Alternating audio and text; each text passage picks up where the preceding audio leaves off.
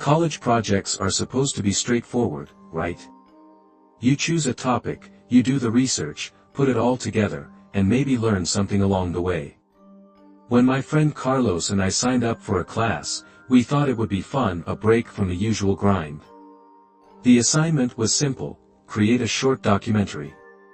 But being the overachievers that we were, we decided to tackle something bigger, something that would set our project apart from the rest, and most importantly, something that was interesting to us.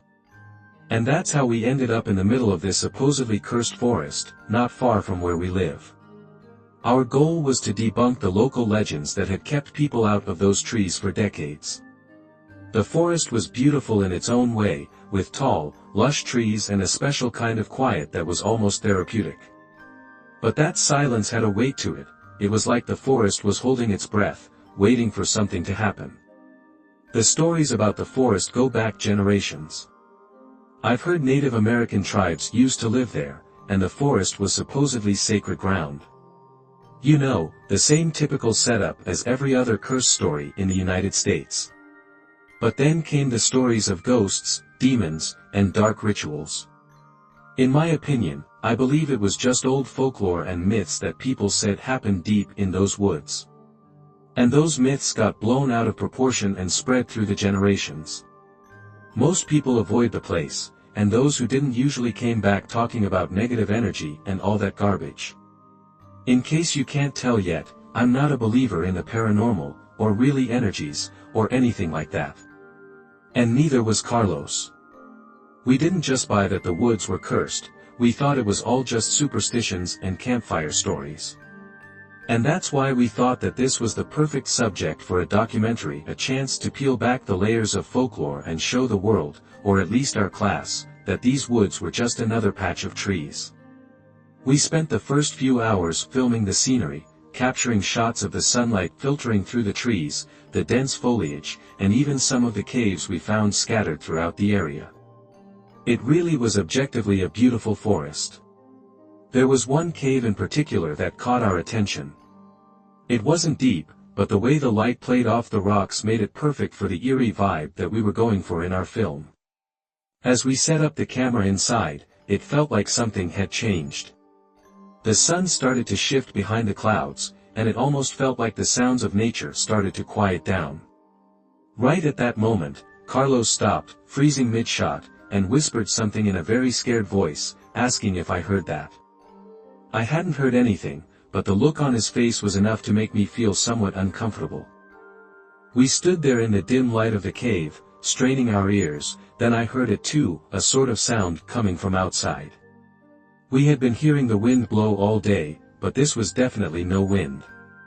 It was clearly the sound of someone or something approaching the cave. These footsteps would close in slowly and then fade into the distance as if they were running away when they got close to the cave. We exchanged very nervous glances at each other and had spent the whole day laughing off the stories, but at that moment, I was not afraid to admit that I had felt the twinge of fear.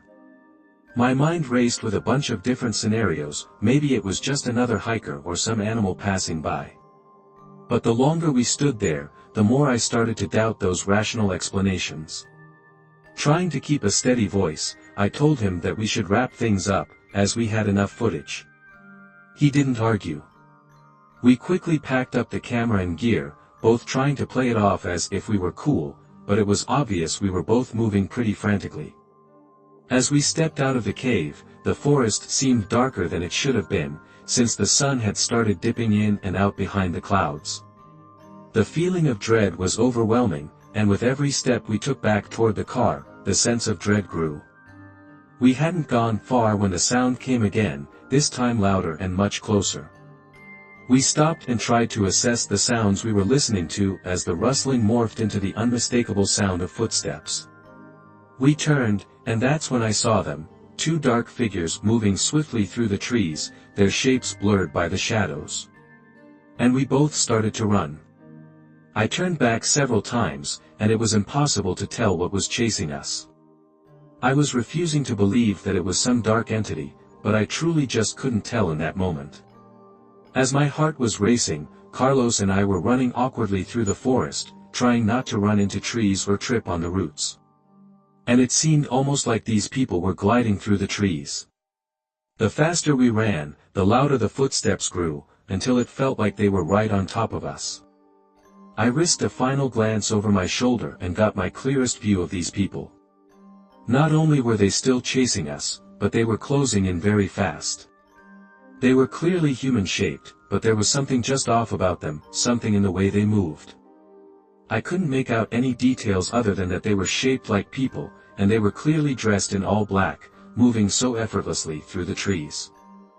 Carlos could see that I was slowing down since I was looking back at these people, and he shouted for me to hurry up. We made our final push to the car, and we practically dove into it, slamming the doors shut behind us. Carlos fumbled for his keys, his hands shaking, and when he finally turned that ignition on, the engine roared to life. Relief flooded through me until I looked down and saw the dashboard light up with a warning saying, "Tire pressure low." Carlos looked confused but didn't think too much about it. He just threw the car into gear, but the moment we tried to move, the vehicle lurched awkwardly. Our tires were flat, all of them. I stuck my head out the window and saw that the tires looked as if they had been slashed. Before we could fully process what was happening, movement caught my eye. I looked up and there they were, 3 people, not just 2, emerging from the tree line, walking slowly towards us. My stomach dropped as I realized that they were the same blurred shapes that I was seeing before, and these weren't some ghostly apparitions but actual humans dressed in solid black from head to toe, their faces hidden behind featureless masks that looked very similar to ski masks, maybe a ski mask, if you're familiar with those, just complete black. The car was locked, but that did little to calm the rising panic inside me as they drew closer. Carlos frantically tried to dial for help, but the signal was very weak, and the call continued failing to connect. Finally, Carlos got through to someone. He was screaming for help, giving his location, and then we lost the call again as it dropped. I could see the figures now more clearly than ever. One of them had a more slender build and smaller hands, which had glittering nail polish. A detail that should have been insignificant, but somehow made the situation even more strange. I almost wish that it was some dark entity instead of a person. One of the people started to bang on the window, while the other 2 started to kick the doors and bang on the hood. The fist continued to slam against the doors, rattling the car with every shot. My heart pounded in my chest as I tried to think and come up with some kind of plan, but the situation was paralyzing. One of them, the smaller one with that nail polish, started pounding harder on the window. The glass began to crack with the force. I could hear them laughing, which was just more of a reminder of how horrible the situation truly was. The glass felt like it was going to give. I knew it, and there was nothing we could do. But then, through all this chaos, we saw lights appear. Sirens in the rearview mirror were a welcome sight for once in my lifetime. These MK figures froze, their laughter stopped as they turned to look. And as the vehicle was approaching, I was able to make out that it was a park ranger. Without a word, these people bolted back into the woods, disappearing as quickly as they appeared. The ranger pulled up beside us, his face a sort of mixture of concern and confusion as he got out of the car and approached us. He asked if we were okay, and we nodded, still too rattled to speak. The ranger led us to his vehicle. His radio crackling into life as he called for backup, and we left the car behind. The relief of being away from those woods was almost indescribable. Now back at that station, a bunch of cops showed up, and we gave our statements, detailing everything that had happened while we were still there. The police finally caught up with one of those people. It turned out to be a large dude with a goatee and a tattoo of a rose on each side of his temple, the stems curling down his cheek and down his neck. Perhaps the worst part of the story is when the officers asked him during questioning why he was doing what he was doing, and apparently, he just smiled and said, "Because I could, and I wanted to." His voice contained no remorse or empathy, and he seemed almost happy about it. From what they were saying, we never found out who the other 2 weirdos were, never found out if they were part of some gang or just a bunch of independents. And honestly, I'm not sure I want to. The thought of them still out there, just lurking in those woods, waiting for their next victims, is enough to keep me awake at night. After all of this, Carlos and I proved that the woods are not haunted, but that doesn't mean that monsters don't inhabit them. It was the last week before I had to head back to college, and my friends Jess and Katie decided that we needed one more adventure before the summer officially ended. We planned a light hike through the woods and an overnight campout, but nothing too intense, no pun intended, for those who just got my intense joke. Anyways, we just wanted enough of a getaway to feel like we'd done something for our summer besides working and binge-watching Netflix. The day started out exactly how we hoped. We packed up the car with our gear, grabbed some snacks, and hit the road with music blasting in the windows down. I think we played "Wrecking Ball" by Miley Cyrus at least 7 times. The hike we chose was about an hour away, and a spot Jesse's older brother had told us about. "It's pretty secluded," he said, "but it's beautiful, and you'll practically have the place to yourselves." That sounded perfect to us. On the way, we decided it wouldn't be a real camping trip without some beers, so we pulled into a gas station to try our luck. Now, none of us were 21 yet, but Katie, with her usual confidence, strode into the store to give it a shot. Jess and I waited in the car, laughing and chatting, but when Katie came back out empty-handed and shaking her head, we knew that it was a no-go. In an annoyed voice, she said that stupid guy wouldn't even entertain the idea, and Katie sighed as she slid back into the driver's seat. I could tell that she was slightly embarrassed. Katie wasn't used to hearing "no," I guess. Just as we were about to give up on the beer idea, a guy who had been filling up his tank walked over to our car. He looked normal enough. He was of average height and a little scruffy, maybe in his mid-20s. He was wearing this nice purple flannel that didn't look ragged or gross. Most noticeable, though, was that he had this friendly smile, but something about the way he was so quick to approach us set off a tiny alarm bell in my head. In a deep and almost bellowing voice, he said, "Hey," and then he started leaning down to Jess's window. "Saw you had some trouble in there. Need help getting something?" His tone seemed casual, but his eyes were all over each of us, lingering just a bit too long for comfort. Katie, always the bold one, jumped at the chance. "Yeah, could you grab us some beers?" "We got cash," she said, handing him a $20. He nodded, smiling, "Sure thing, what do you want?" There was still something about his handsome smile that was just off to me. Katie continued talking to him, and I tried silently communicating my unease with Jesse and Katie, but it was just too late now. The guy was already walking into the store. When he came back out, he had a case of beer in one hand and a change in the other.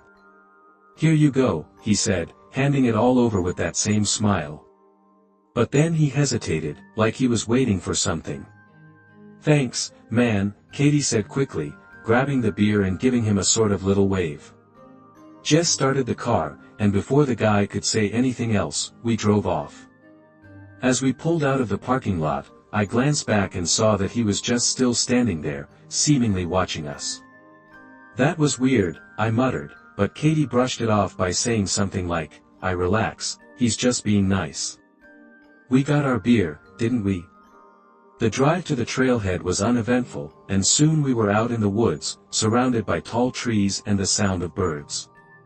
The hike was gorgeous, just like Jess's brother had said. The path wound through the trees with sunlight flittering through the leaves, and we were laughing, taking pictures, and enjoying the peace that came with being away from civilization. But as the day wore on, I started to feel a little uneasy.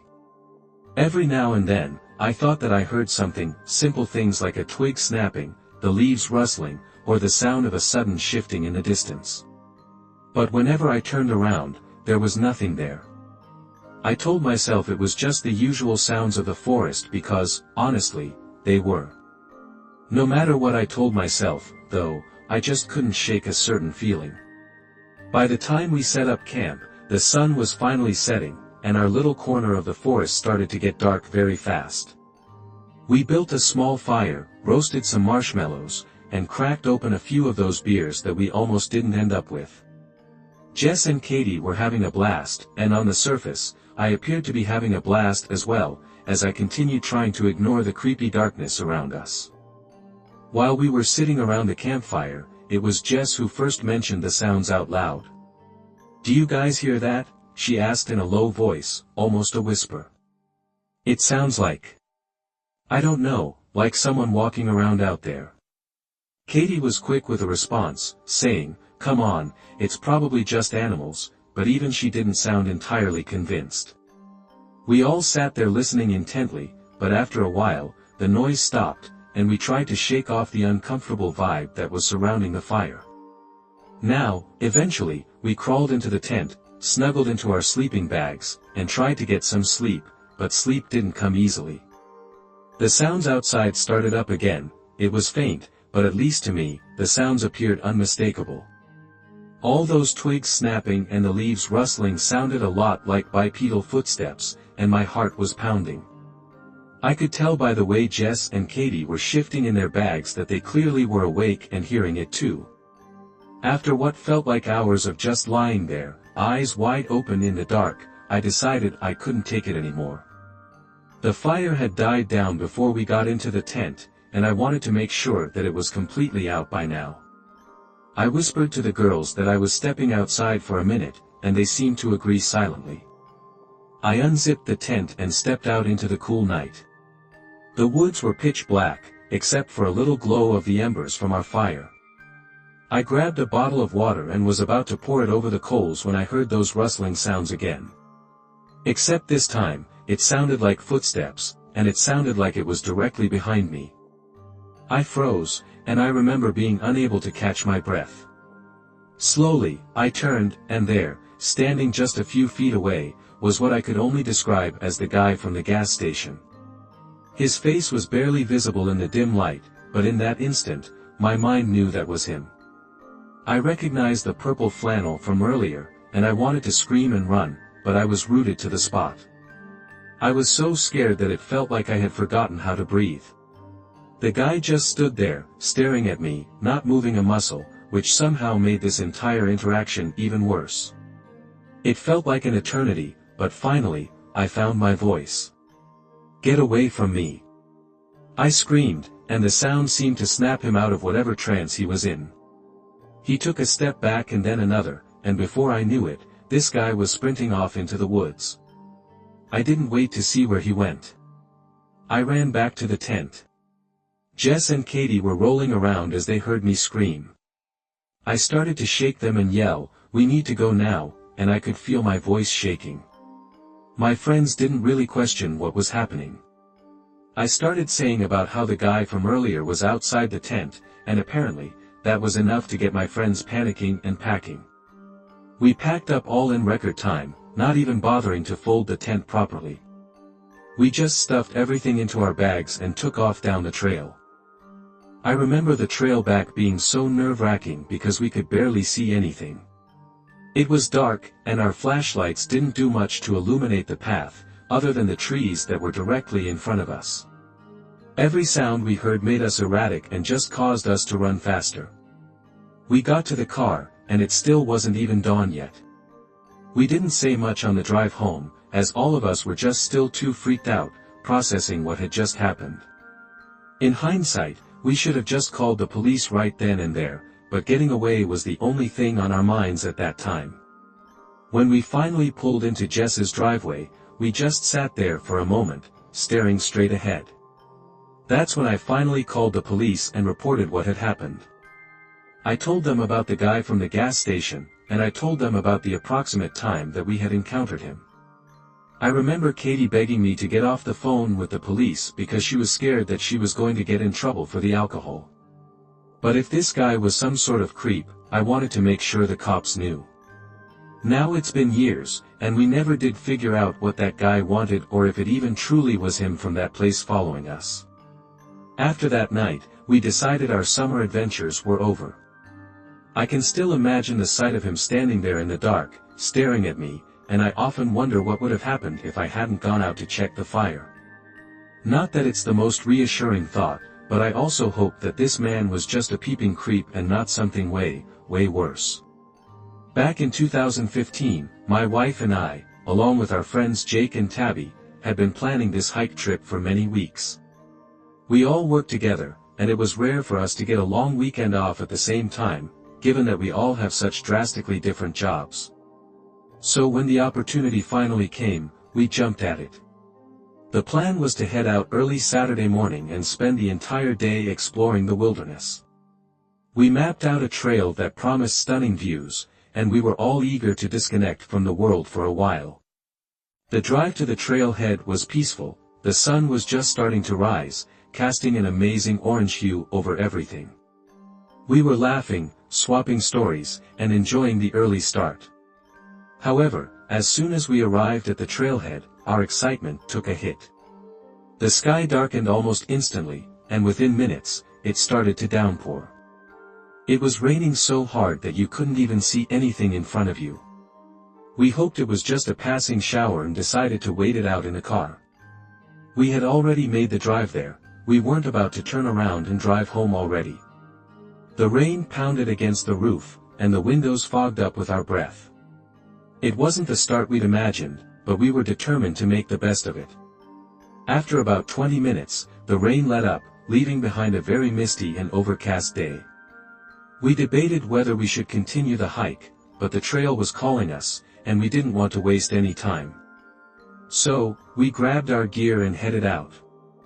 We didn't get very far before the rain started again, this time even harder. It was like someone had turned on a faucet, and we were drenched within seconds. We ran back to the car, laughing and cursing at the same time, trying to shield ourselves from the downpour. But as we reached the car, we saw something that made us all stop in our tracks. Standing next to the SUV was a young woman. She was soaked to the bone, and her clothes, clinging to her thin frame, were like rags. She looked like she had been through hell, her hair was matted, and her face was covered with what seemed like dirt.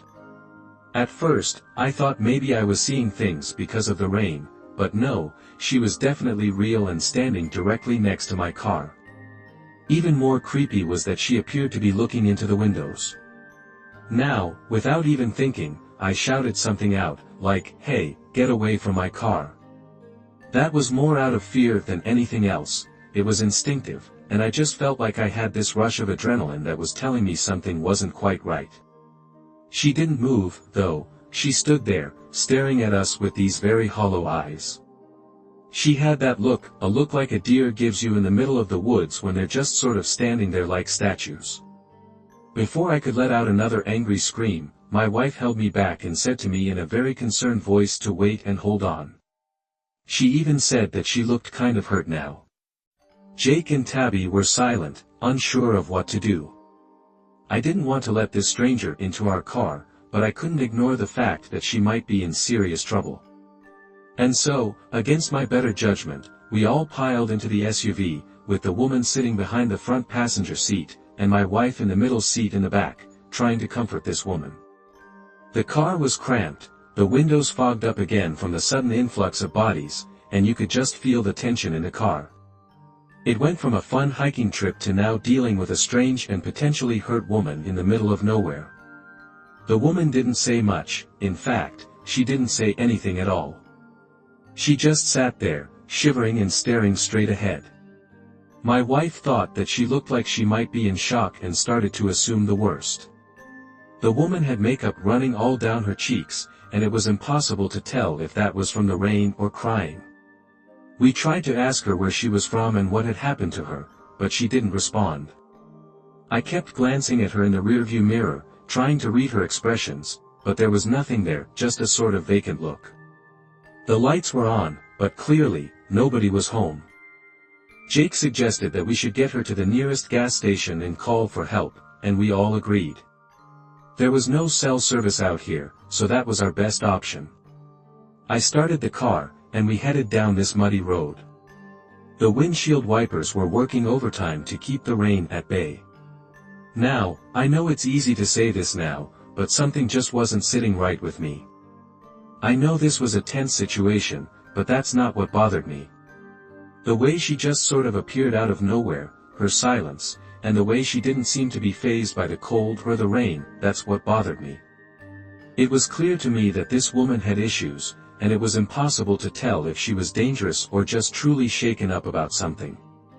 I could tell my wife and friends were trying to stay calm, but I could feel the discomfort they all felt, especially Tabby. We were about 2 minutes from the gas station when the woman suddenly started to scream. And not just a little scream, but it was a loud, high-pitched, guttural sound that startled me so badly that I started to lose control of the car. She thrashed around in the back seat, hitting the windows and seats, making it impossible for me to regain control of the vehicle. I tried my best to at least keep the SUV on the road, but the road was slick, and before I knew it, the car veered off the road and into a ditch. The car now having come to a sudden stop, and for a moment, everything was silent except for the pounding of the rain. We were all trying to catch our breath, trying to make sense of what just happened, but then the woman just started cackling. It was this cold, empty laugh that was kind of bringing us back to reality. She was howling in laughter. I had a minor scrape on my forehead from hitting my head on the steering wheel, but everyone else appeared to be physically okay. And before anyone else could say anything, Jake just shouted at her, "What the hell is wrong with you?" This woman's insane laughter came to an abrupt end. She pulled out a small blade from the inside of her shirt. It looked like a box cutter from where I was sitting. She put her left elbow into my wife's neck and then held the blade with her right hand to Tabby's neck. She said, "Give me all your money now." It was one of the most unsettling parts about this nightmare that was unfolding. It was that there was no trace of fear in her voice, only a sick sort of satisfaction. And we didn't argue, we just threw down whatever cash or whatever else we had, as we were all too scared to do anything else. My wife started crying, Jake was cursing under his breath, and I was just trying to keep it together for everyone. The woman grabbed the money, opened the car door, and just started sprinting into the rain without looking back. We sat there in silence, with only the back seat door open, and after a few seconds, I started the car again. My wife closed the door, and we drove the rest of the way to the gas station. We reported this incident, but by then, obviously, this crazy woman was long gone. The police took our statements, but it was clear that they didn't expect to find her. To this day, I have no idea who that woman was or where she came from. I thought maybe she was a meth addict or something, and I remember for a while after that I was looking up crimes in the area, but I never found anything that even remotely fit that description. All I know is that we were lucky to get out of that situation alive. This was one of the worst experiences of my life, and even though I was happy to get out physically unharmed, I still think about it and it makes me sick, knowing that somewhere out there, that wild woman is most likely terrorizing someone else. This story took place approximately 8 years ago. I'm going to change the names for anonymity, and this is also a burner account. It will be the only post that I send to you under this account. You see, I was with my girlfriend, whom we'll call Casey, for 4 years at the time of the story. We both love the outdoors, from hiking, fishing, picnics, you name it. We love taking a drive to a random park and just exploring. One Saturday morning, we decided to take a hike. It was a decent drive for us, so I brought our camping gear just in case we decided to camp or sleep in the car instead of driving home. Also, depending on the weather, we might just suck it up and drive home because neither of us wanted to sleep in the rain, even if it was in the car. The hike started out peaceful and enjoyable, with the melody of the running water, the birds, bugs, and other woodland animals. It's what drew us outdoors in the first place, that escape from the hustle and bustle of everyday life. It was an escape for both of us, to have peace of mind and clear our heads. We usually spent most of the time talking about our future and what we wanted, a wedding, what type of neighborhood we wanted to live in, the house, and all the other things that go on in the next chapter of life. We would go on about our dream scenarios, such as where we want to establish a hometown but also somewhere to go and escape. We discussed how not having kids would, hopefully, free us up financially to accomplish that someday.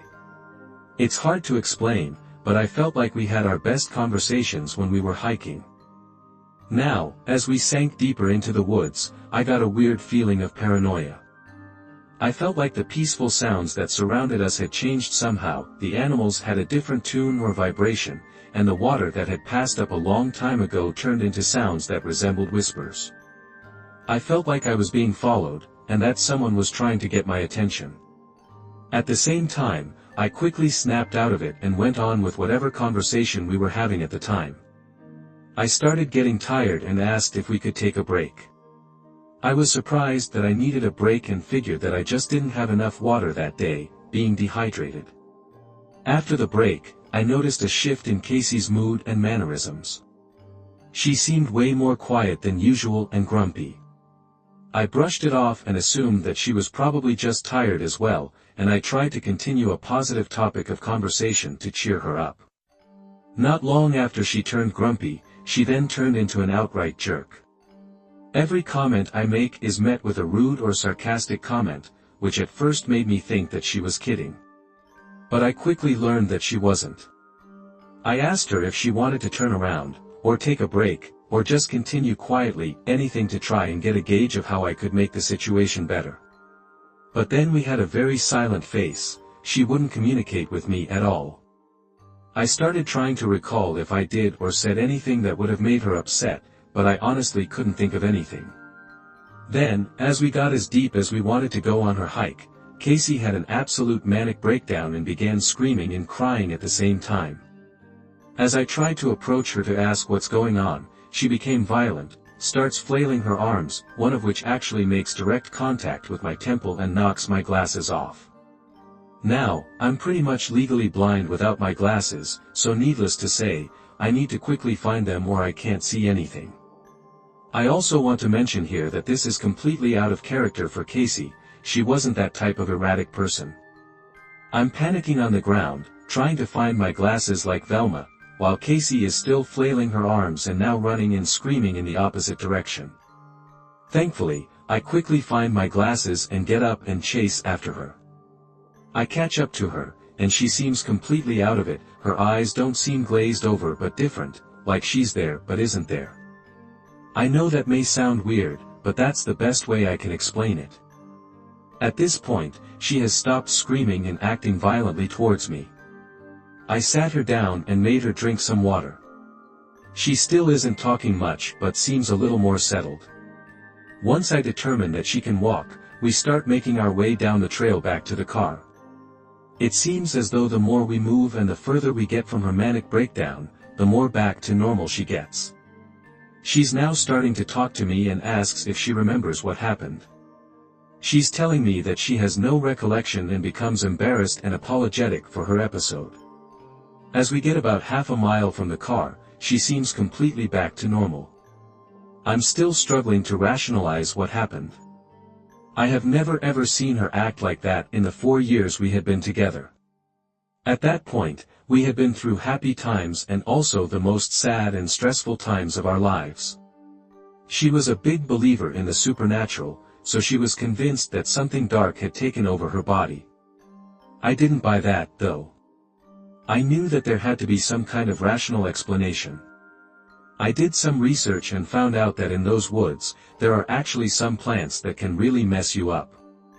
I'm thinking that she must have just come in contact with something somehow, and maybe that's what caused the episode. Some of these plants can actually cause mania, fever, and even hallucinations. It got me thinking, maybe I came into contact with them as well, and that's what made me feel anxious earlier that day. Without having an answer to that question, I've just chosen the simple solution, and that's to simply never hike there again. Has anyone else ever experienced something similar? Would you mind sharing your thoughts if you have? Some of my fondest memories as a child are of my mother taking me to Girl Scouts. It's funny how certain things stick out over others. I don't remember the cookies, but I remember my mom putting the badges on my uniform. I'm not sure if specific things stick in my memories more than others because I lost my mother, and this was one of the main activities we did together, or if it was my passion and eagerness for learning as a young girl. Either way, the Girl Scouts has always been a big part of my life into adulthood. I have been a consistent volunteer, even though I have not yet been blessed with children of my own to share these experiences with. The story I'm sharing with you all today is one that I haven't ever put down on paper, and so please bear with me while I do my best to tell you about it.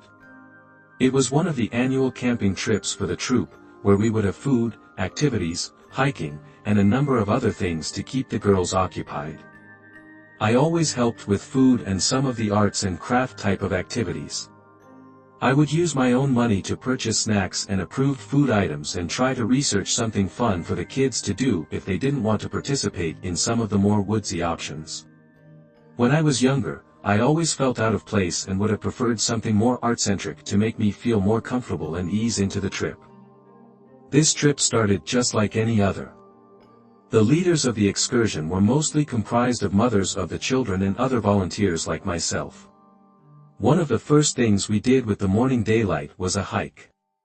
We always started off these trips with a hike, because 1, the kids were super excited, and this would allow them to see their surroundings, and 2, we knew that it would most likely make them tired for later, which would hopefully amount to a good night's sleep.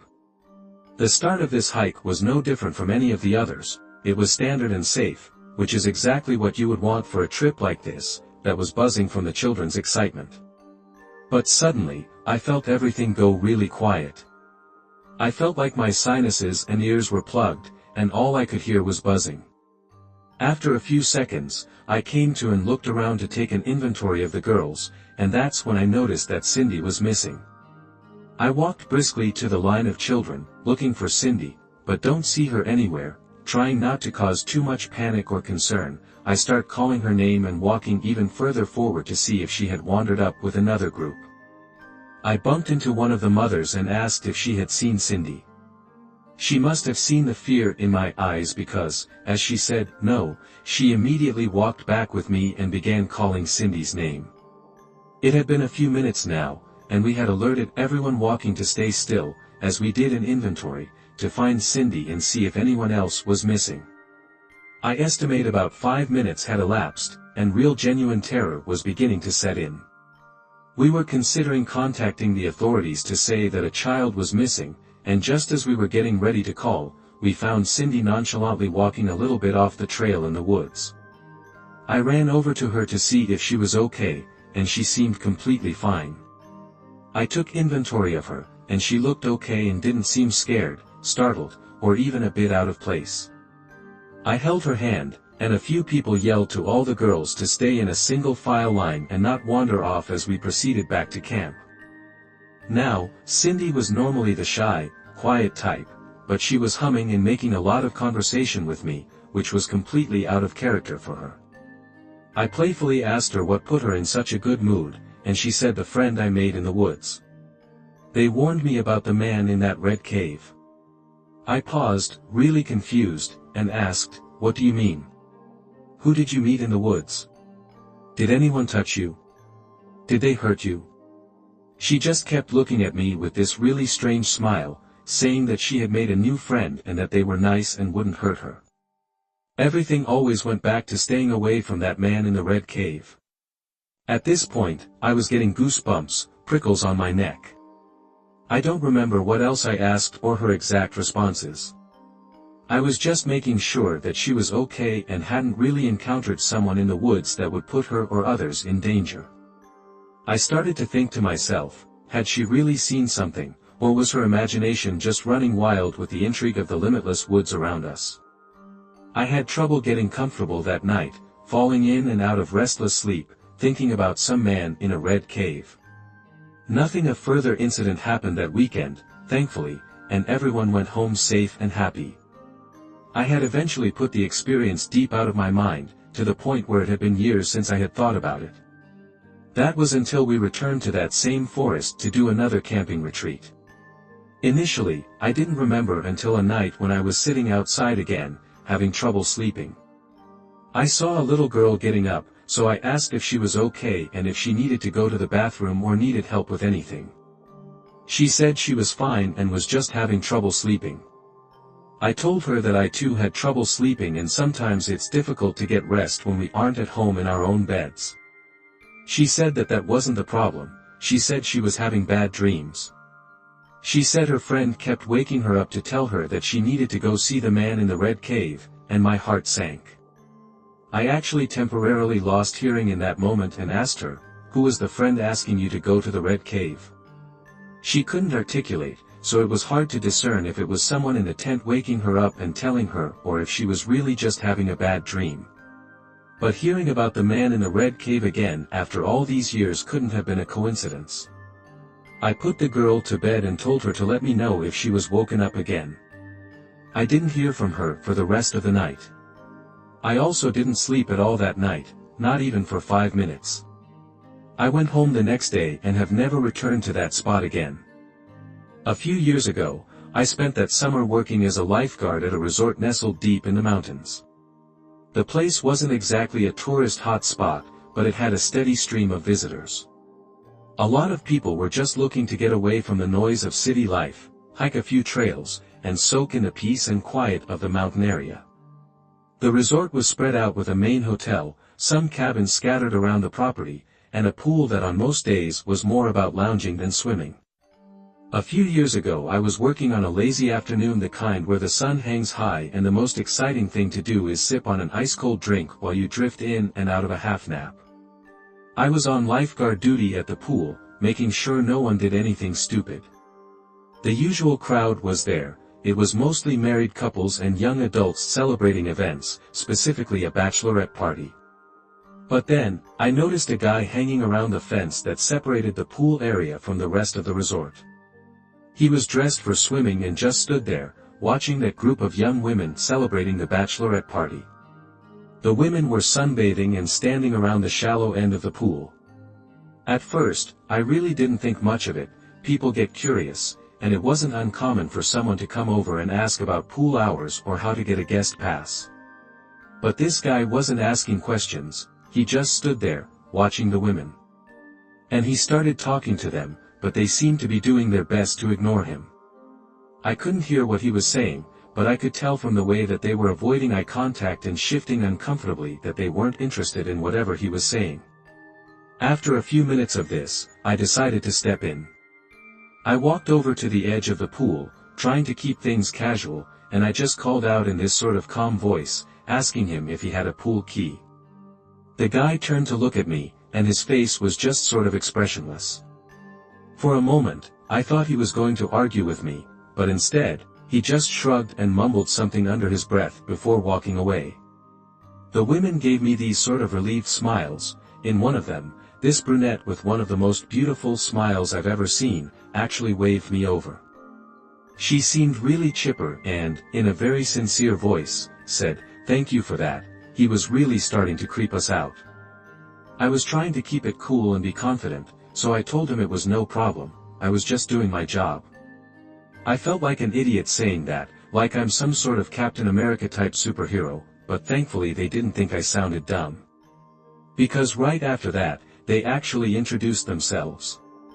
The woman talking called herself Abby, and then pointed to the rest of the girls. There was Rachel, Claire, Danny, and Bree. I remember all of them, and they were celebrating Bree's bachelorette party. We chatted for a bit. They were staying in one of the cabins for the weekend, and as it turned out, they were planning a little get-together that night. They invited me to join them, and being a single guy with not much else to do, I figured, why not? Later that evening, I headed over to their cabin. The sun was setting, and the temperature was drastically cooling down. The cabin was cozy, with a small porch and a view that overlooked the woods. Inside, the girls had set up drinks and snacks, and music was playing softly in the background. It was just the 6 of us, and the vibe was relaxing and very easygoing. I guess they did invite a few more guys that they had met early in the afternoon, but I was the only one who actually showed up. Now we talked a bit and laughed, and after a couple of drinks, some of the girls started to get a bit adventurous. Bree, one of the friends, suggested a night hike. I wasn't really thrilled about that idea, but I didn't want to be a killjoy, so I just went along with it. Not because I was scared, but because I worked there. I know what kind of animals lurk in those woods at night, and I'm not a huge fan. But we grabbed some flashlights and headed out into the woods, sticking to a trail that looped around the resort. As we walked, the usual nighttime sounds surrounded us, loud crickets, the occasional rustling of leaves. You know, typical forest sounds. But after a while, I started hearing something else, too.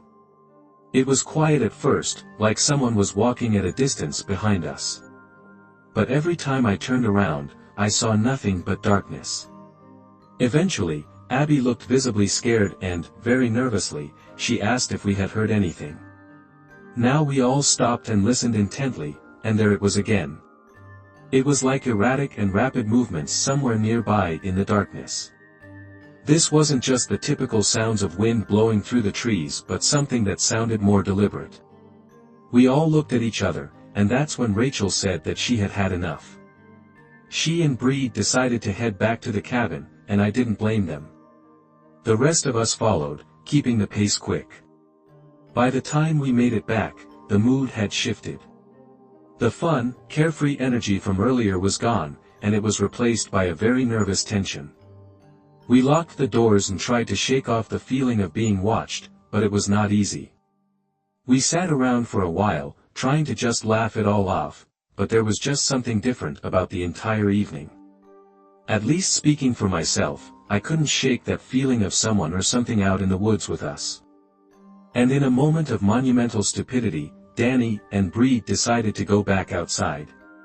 Several minutes later, we heard footsteps outside the cabin. We turned down the music and started to intently listen. It sounded like footsteps circling the place, each step very slow. We could hear the wood creak with each step, and it didn't sound like the footsteps of Danny and Bree. These were heavy and methodical footsteps. Rachel, who had been the most rattled by the hike, froze in that moment and asked, "Did you guys lock the back door?"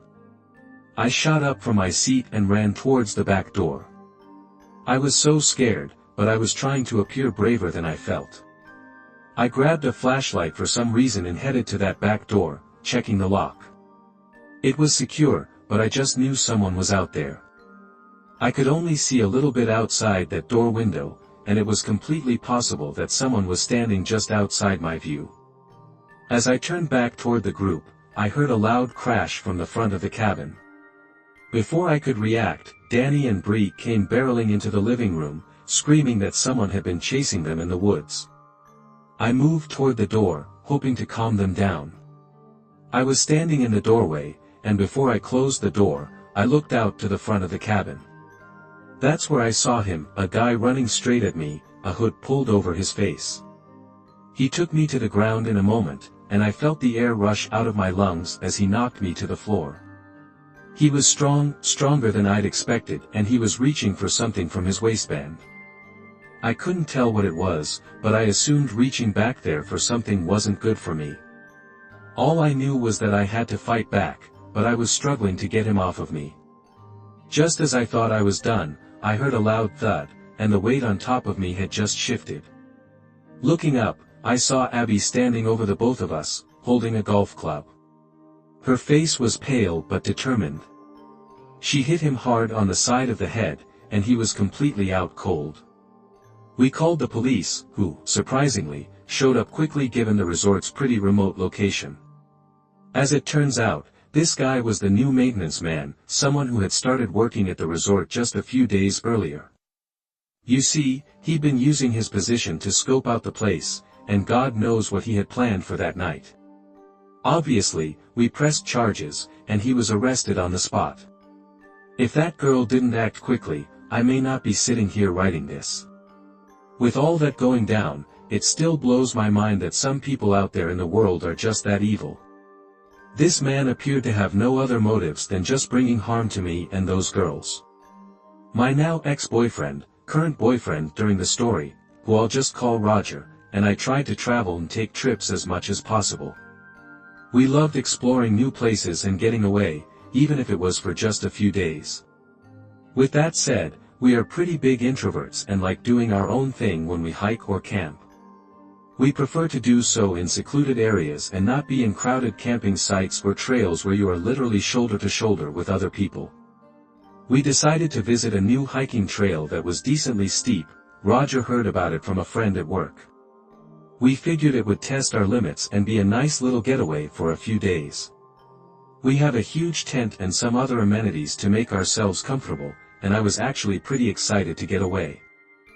We got there and set up an impromptu campsite on a flat piece of ground where we would be sheltered from the wind during the night. We started this massive hike, and I was excited and nervous. However, my excitement turned to annoyance when we stumbled upon another couple hiking at the same place. I say that I was annoyed, but I really wasn't. Everyone has the right to a public place, as we did. I am just very anxious and a very socially awkward person. The couple came up to us and introduced themselves, and we were polite and sparked up a little conversation. The couple was actually quite charming, and the questions they asked us and the information they shared with us had both Roger and me pretty disarmed. They asked if we wanted to continue the hike together, and since it's such a long trip, we agreed and figured that we could just turn around if we no longer wanted company. As I said, the couple is as sweet as can be. They're super informative about the area, and I found them very easy to talk to, even though I usually am terrible at keeping conversation with new people. We've been going for about 45 minutes, and I started falling a little behind the guy that I'll refer to as Matthew. I won't be sharing the names that they actually gave us. He falls behind me and starts up a conversation, and this is where things start to get a little creepy. He starts mentioning my physique and asks what type of workouts I do, stating that his partner is trying to tighten her buns and stay fit. He put his hand on my arm and hand and said, "Look at that definition, you must devote a lot of time to arm days." I pulled back, kind of in shock and also wanting to get the hell out of there.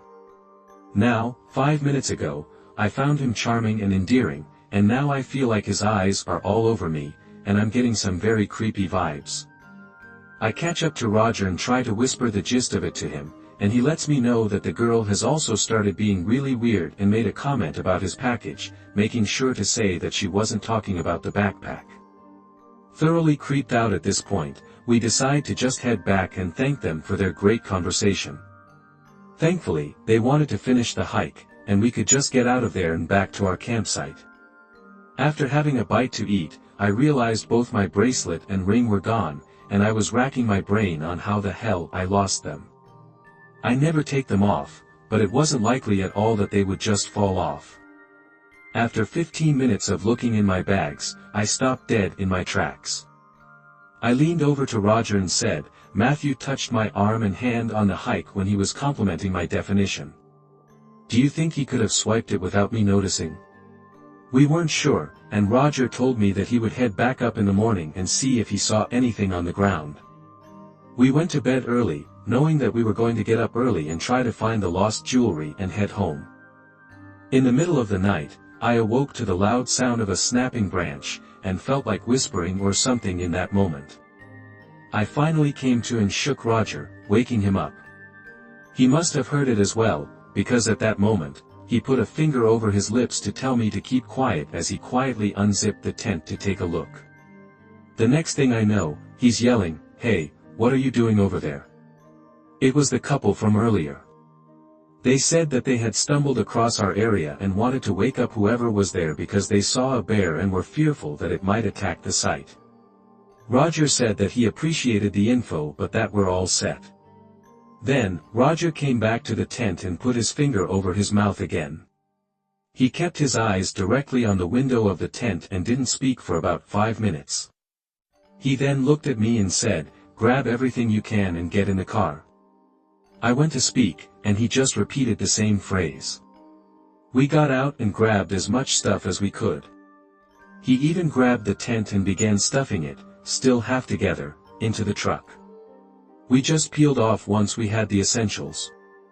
I finally got an answer out of him as to what was going on.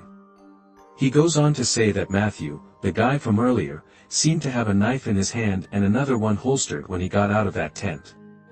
He said he didn't feel safe with us staying there and wanted to leave as soon as possible.